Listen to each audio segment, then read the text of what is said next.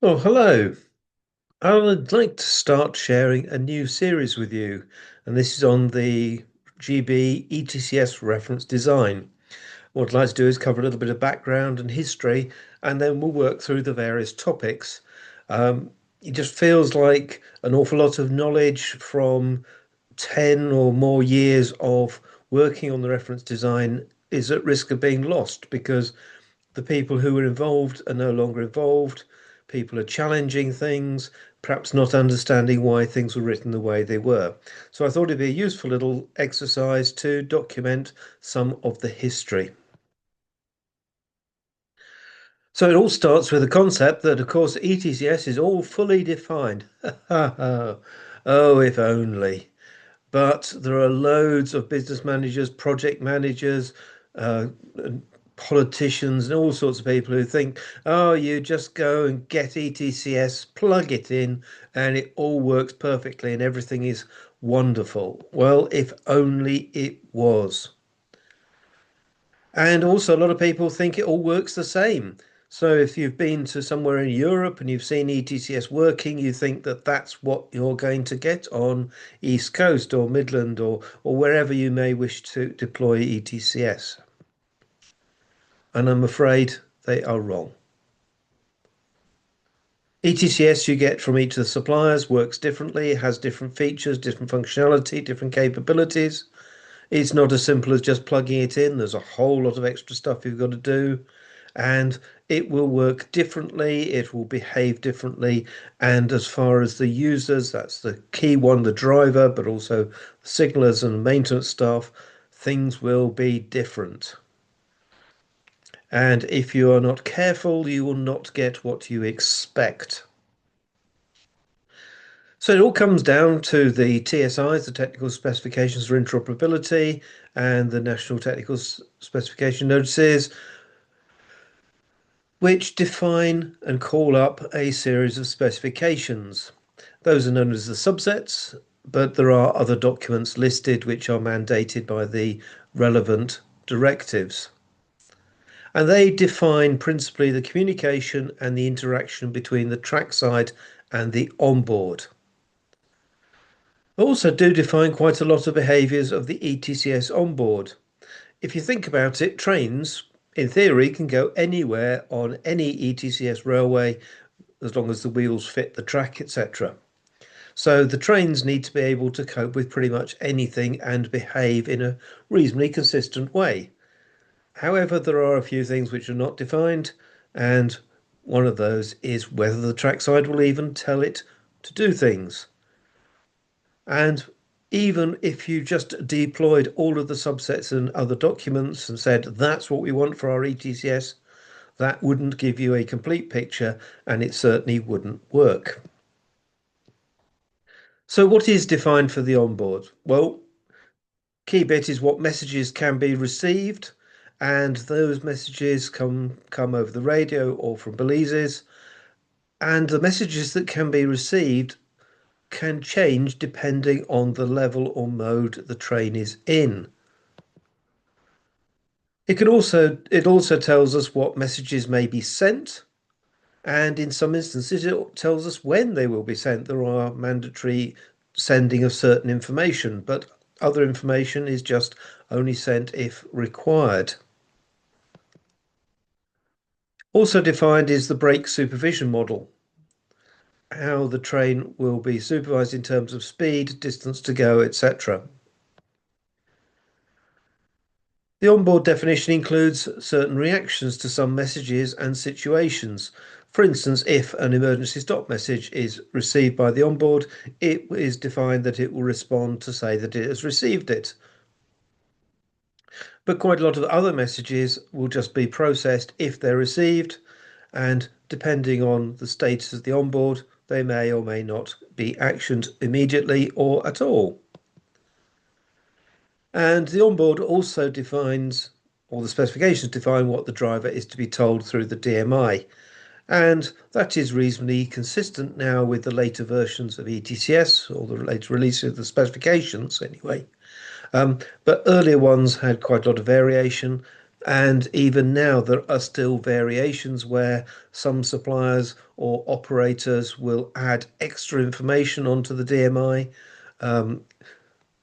For instance, the Thameslink 700 deployment has the DMI split into two screens with the option of switching key information to the working screen if one fails.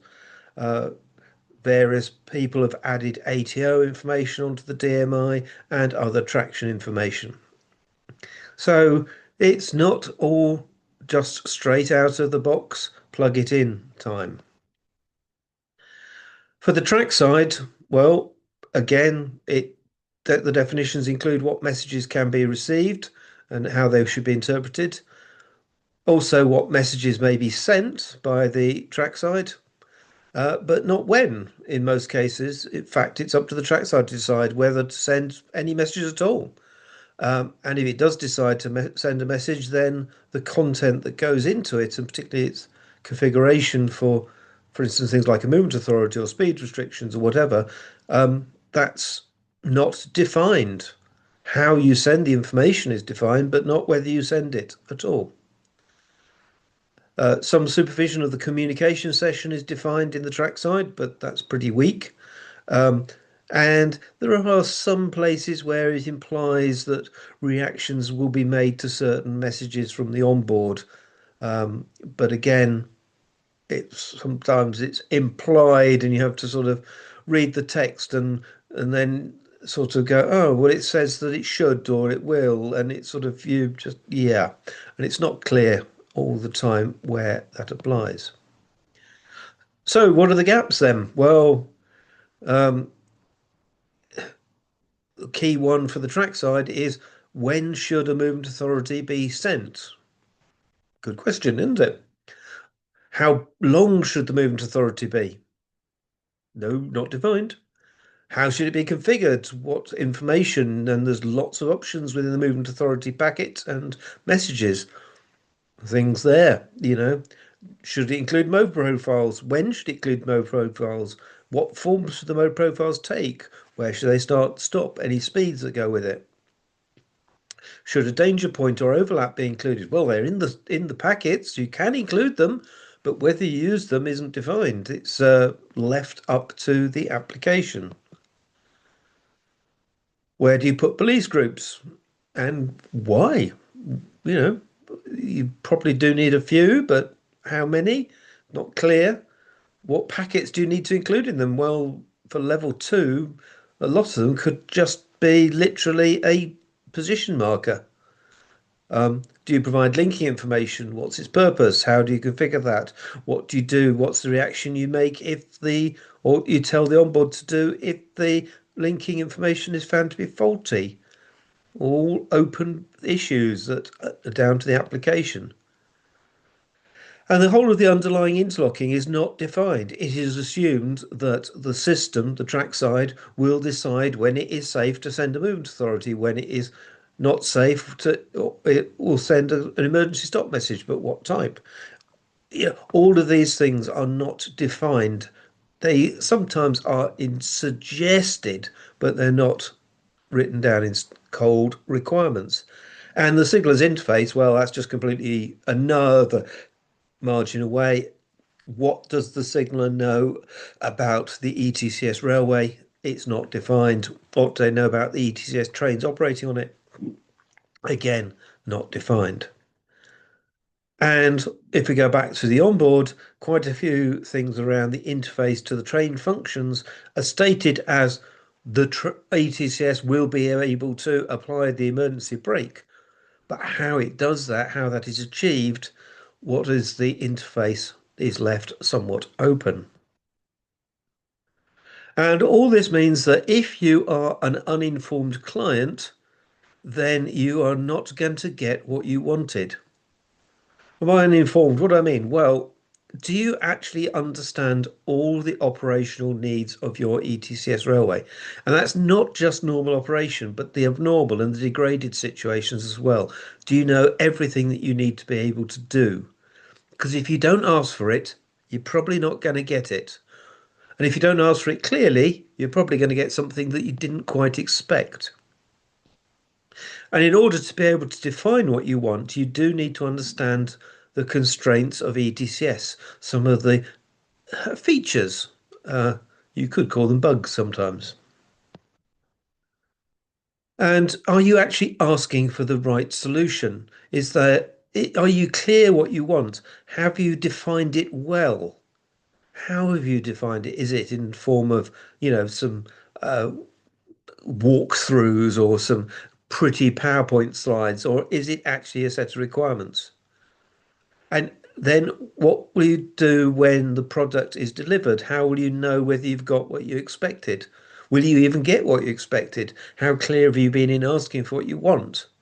And it's not uncommon that the product application that you get deviates something from what you hoped for, or perhaps thought you were getting, because again, you may not have been that clear.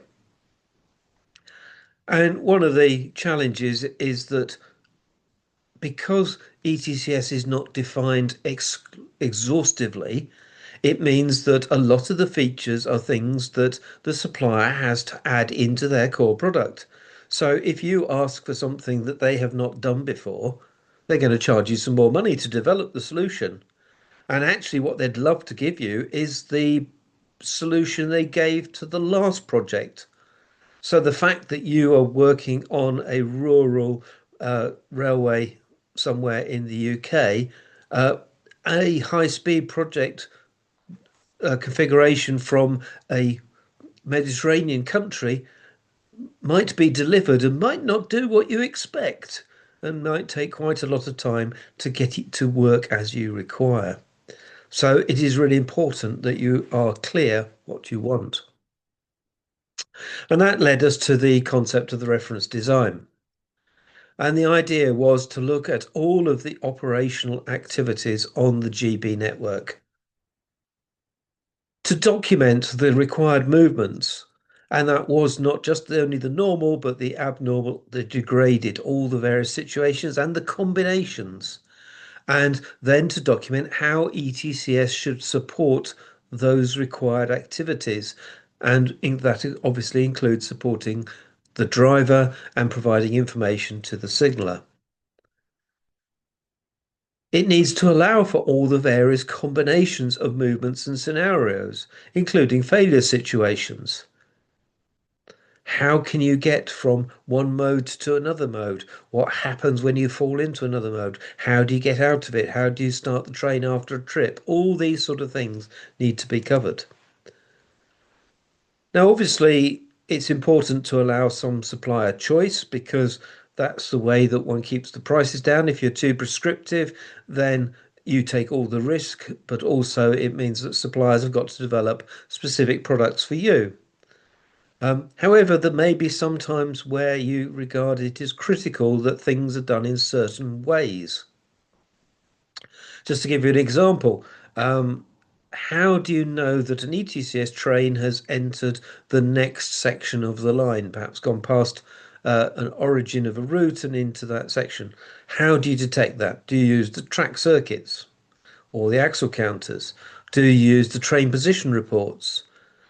Perhaps you need to make sure that it really is the train by sending something like a conditional emergency stop to it. Um, what are the things that you need to do to make sure? Does it matter or not?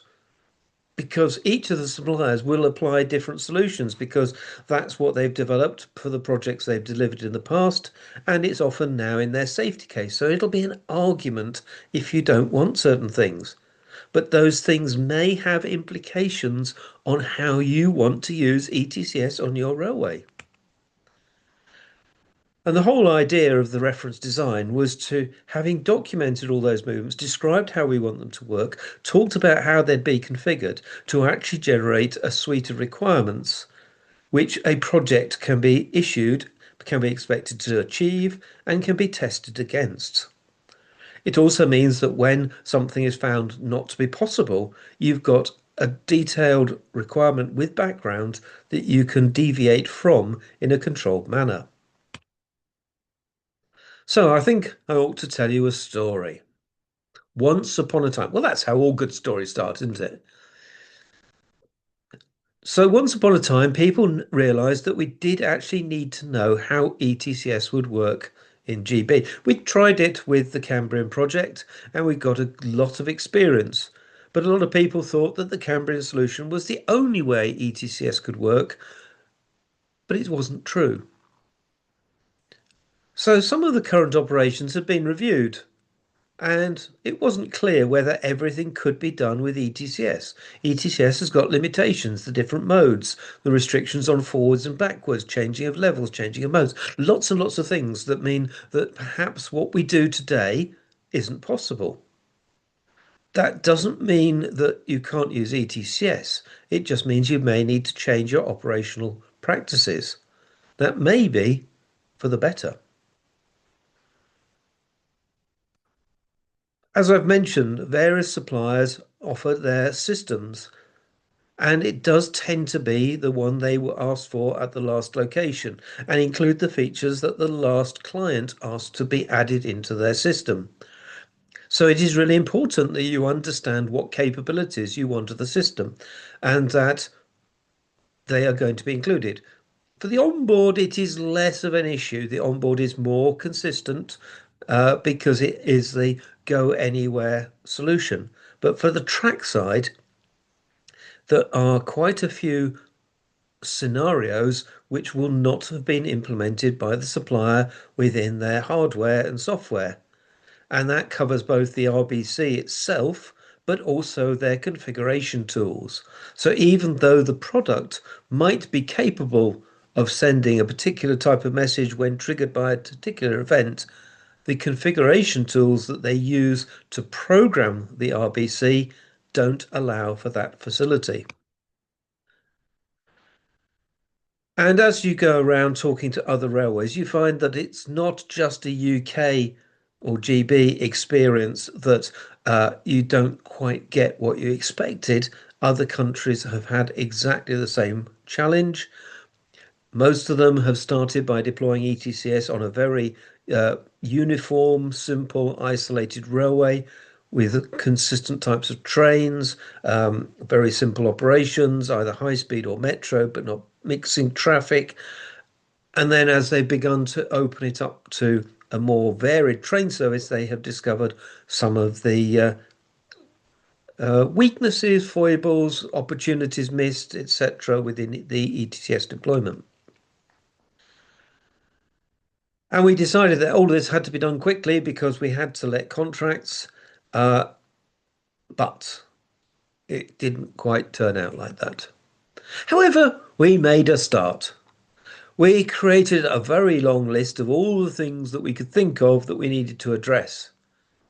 Uh, and how could it be hard to go through that and just answer the various questions and write down some uh, scenarios and sequences?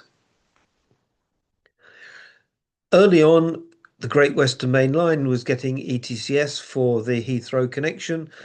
So the focus was obviously on the items that were needed for that. And we had information that already been produced by the operators of the Heathrow Express at the time and the future Crossrail operators about what would be needed and what would form the day in a life of a multiple unit train operating on the first 12 miles of the Great Western Main Line once ETCS was fully deployed. And that day in the life could be broken up into a whole series of facilities, things that happen frequently at different locations to the same train on a journey or several times to different trains all at the same. You get the picture, things that can happen a lot. So these are the things that you want to define because they're going to be the things that are repeated.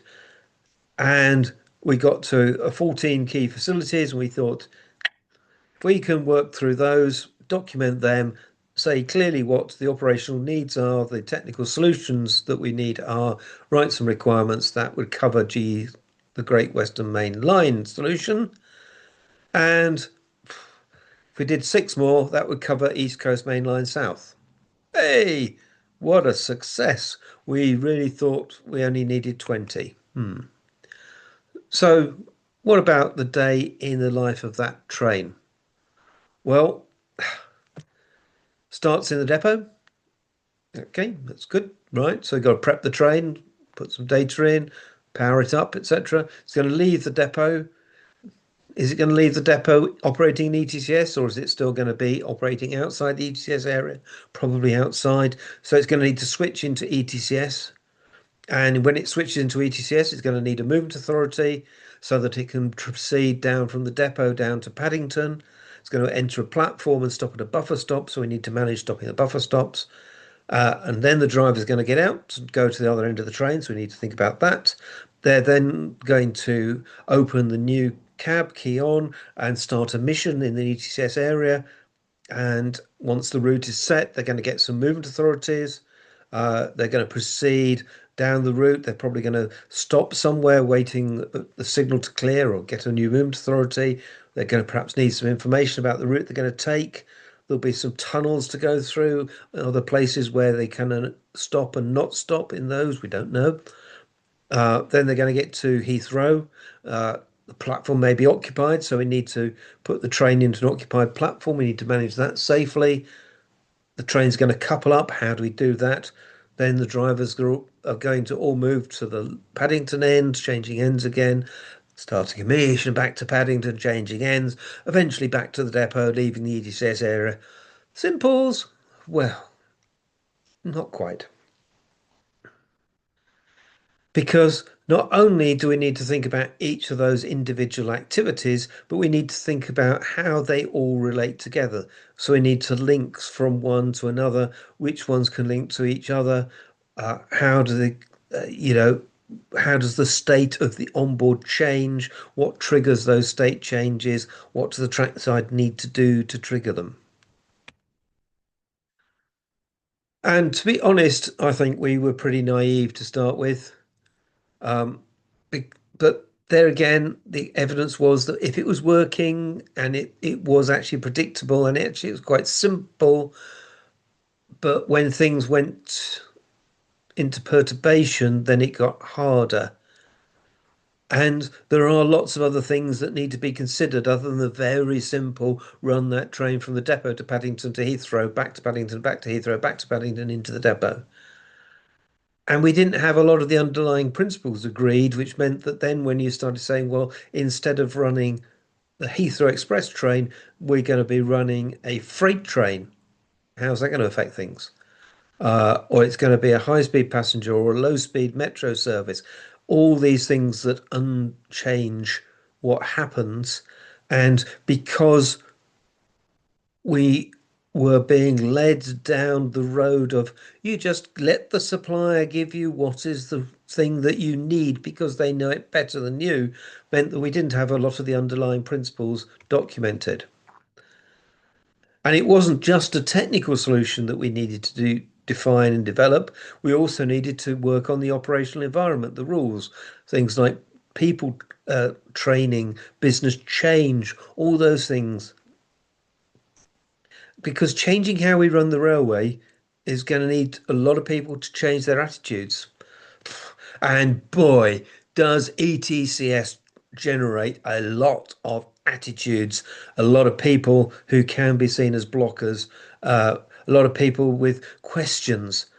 They're not necessarily blocking just for the sake of it. They are just worried. They're uncomfortable. They don't know how they're going to justify things, how they persuade their colleagues. So the way we work is going to have to change. We're going to have to learn new terms. We're going to have to learn new skills. Oh, and that's quite frightening for a lot of people. And if you remember, we said we thought we'd have 20 odd facilities. Well, we ended up with somewhere in the order of about 39, split into about 90 different variants. And that was only the functional things, the things where ETCS needs to tell the train to do things. But there are lots of non-functional things which need to be considered as well. Changes to process. For instance, the data the driver needs to enter into the train at the start of mission. Where does he get the data from? They don't currently have that data in the right form. They have for a freight train, perhaps a consist that will say that it's a locomotive and 23 wagons and the weight is roughly such and such. But for ETCS, it's more critical. We need to know not just the length of the train, but we need to know the brake force that is available within the train. So more different information, different systems, IT systems which haven't been changed for years need to be updated. And so we begin to get lists of all the things. So we've got the topics on the left, A, B, C, D, E, and obviously it went down to Z and then we ran out. So we went A, B, B, C, C, and so on. Then within each topic, we've got some options, A1, A2, A3, A4, and they even on the right divide down into sub-options or A11, A12, A13. So different ways that the key option could be delivered.